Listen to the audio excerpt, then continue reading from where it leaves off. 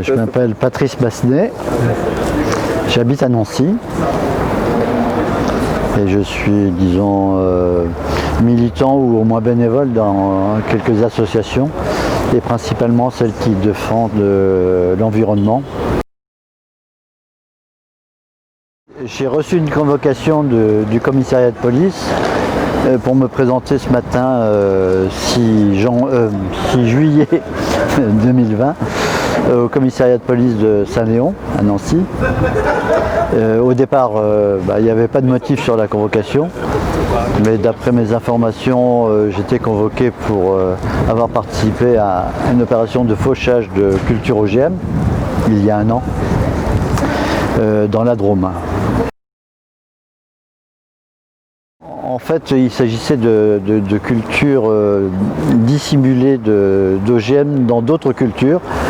Les semenciers ont mis au point une nouvelle type de manipulation de gènes dans les OGM. Jusqu'à maintenant, les semences étaient des semences OGM transgéniques.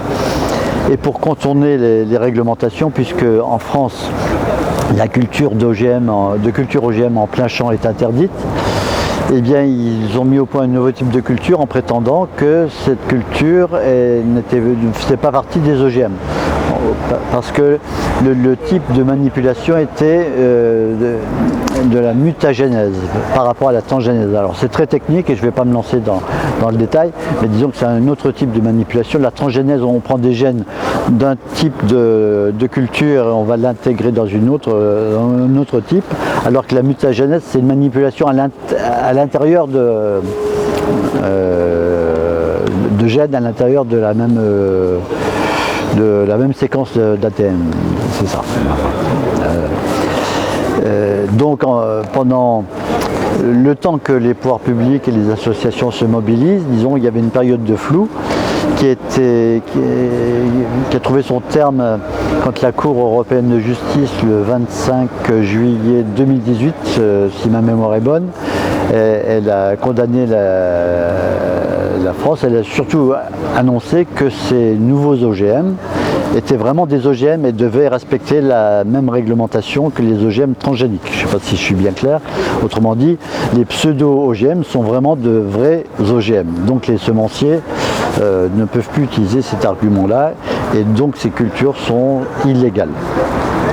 Et lors du fauchage qui a eu lieu l'année dernière, au mois de juillet, donc juillet 2019, postérieur à juillet 2018, donc cette culture était vraiment illégale. Donc on est intervenu, pas en toute légalité, puisque la destruction est illégale, mais la culture était illégale elle aussi. Donc disons que dans ces cas-là, alors les semenciers, ce que font les semenciers, et surtout parce que cette culture est en plein champ. Hein. C'est complètement différent d'une culture qui se fait en milieu confiné où il y a quasiment pas de risque si toutes les mesures sont respectées de dissémination, parce que là on est en plein champ. Alors pour être discret, les semenciers louent des parcelles à des agriculteurs et généralement les parcelles d'essai sont dissimulées dans des cultures normales, hein, de façon discrète. Voilà. Alors, c'est un milieu ouvert, hein, donc ça veut dire que le risque de dissémination il est fort en plus. Hein, donc les OGM sont cultivés dans des cultures non OGM. Donc, voilà. Et généralement il y a plusieurs parcelles de semences différentes. Ils testent en plein champ. C'est une tribune en fait, les faucheurs sont des lanceurs d'alerte et le but c'est d'obtenir justement des condamnations, si je veux faire court, pour avoir une tribune pour pouvoir s'exprimer. C'est la raison pour laquelle ça se fait en toute transparence, les faucheurs agissent à visage découvert, même s'ils portent de temps en temps un masque, mais les masques c'est pas pour le Covid, c'est pour les pollens. Parce que quand on fauche, en fait le fauchage c'est jamais un fauchage avec une faux. Hein. Ça se fait à la main, on casse la tête des cultures. À partir du moment où vous avez cassé la tête, ça ne pousse plus, quoi. La croissance est interrompue. Donc, Et en général, on fait ça c'est partiel sur une culture. Déjà, ce sont des cultures partielles sur des petites surfaces, et en plus, là, on le fait sur des petites surfaces. Non, enfin, le but, c'est vraiment de pouvoir s'exprimer et de diffuser l'information au public. Et les procès servent à ça. Et les faucheurs, quand ils sont interrogés par la police, ne disent rien, ils se contentent de dire je n'ai rien à déclarer, mais au tribunal, ils s'expriment. Et sur le fond, et pas sur la forme. Sur la forme, tout est transparent.